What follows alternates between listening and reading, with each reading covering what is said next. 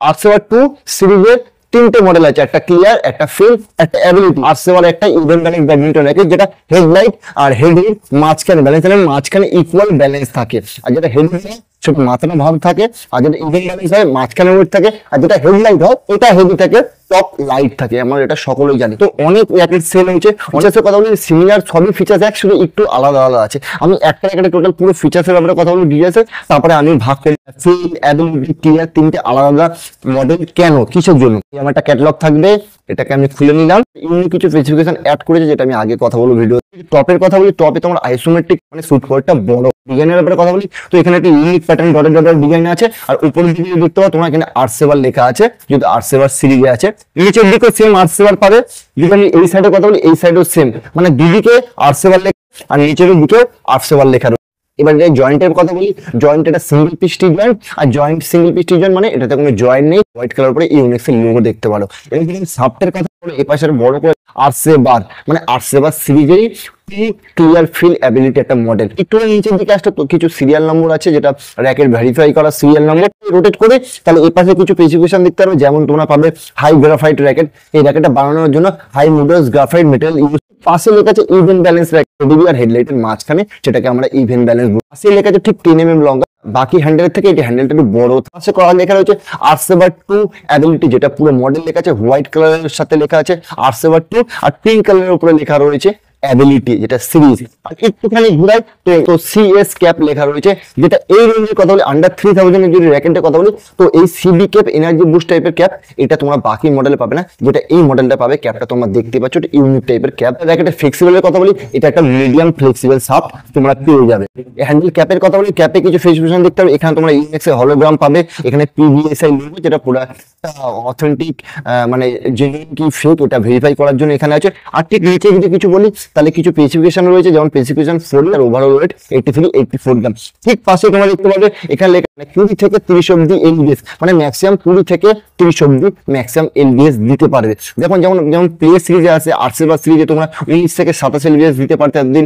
আর অ্যাস্টক সিরিজে যেমন তোমরা 20 থেকে 28 অবধি এলবিএস। এবার অ্যাবিলিটি ফিল্ড ক্লিয়ারে তোমরা কিন্তু 20 থেকে 30 অবধি ম্যাক্সিমাম এলবিএস দিতে পারবে। ওটার থেকে অ্যাস্টক সিরিজ থেকে 2 বেশি, আরসেভার সিরিজ থেকে 3 বেশি এলবিএস তোমরা এটাতে দিতে পারবে। আর ঠিক নিচের কথা বলি, G4 মানে হচ্ছে গ্রিপ সাইজ থিকনেস মিডিয়াম। এই রেঞ্জে ম্যাক্সিমাম র্যাকেট ইউনিক্সের গ্রিপ সাইজ G4 হয়। তো গ্রিপ সাইজ ঠিকই আছে। রিকমেন্ড করবে এই যে প্লাস্টিক লাগানো আছে, যেহেতু সিল প্যাক আমি ভিডিও করছি, ওই প্লাস্টিকটা খুলে এর উপরে একটু যদি এই গ্রিপটা তোমার ঠিক লাগে, তো এর উপরে একটা ওভার গ্রিপ লাগিয়ে নিও, মানে পাতলা গ্রিপ লাগিয়ে নিও, তোমার পারফেক্ট হবে গ্রিপ। গ্রোমেটের কথা বলি, মানে আমরা এই কালো করে রিফিল বলে থাকি বা গ্রোমেট বলে থাকি, বা আমরা অনেকে আইলিন বলে থাকি। এটা তোমার 76 গ্রোমেটের পেয়ে যাবে, যেটা ভালো। এমআরপি তোমরা পেয়ে যাবে 4890 টাকা এমআরপি।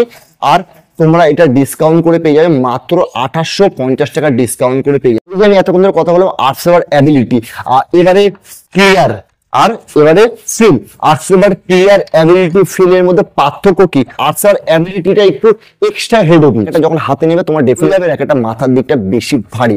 এবার যদি প্রপার যদি ইন্ডিয়ান র্যাকেট নিতে চাও, তাহলে অবশ্যই আরসেভার 2 ফিল নেবে। তোমার হাতের র্যাকেটটা যখন নেবে, তোমার অবশ্যই ব্যালেন্স প্রপার না হলে ন্যানো ফ্লেয়ার আমরা সকলে জানি হেডলাইট।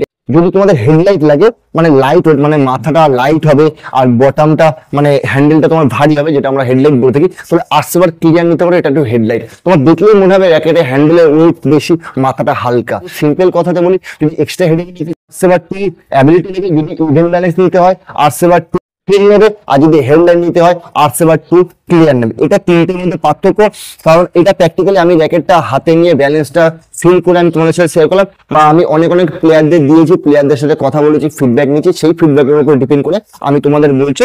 অবশ্যই তোমরা যখন র্যাকেট নেবে, অবশ্যই তোমরা দেখে নেবে, যদি তোমাদের যেটা ভালো লাগে বা সেটাই তুমি।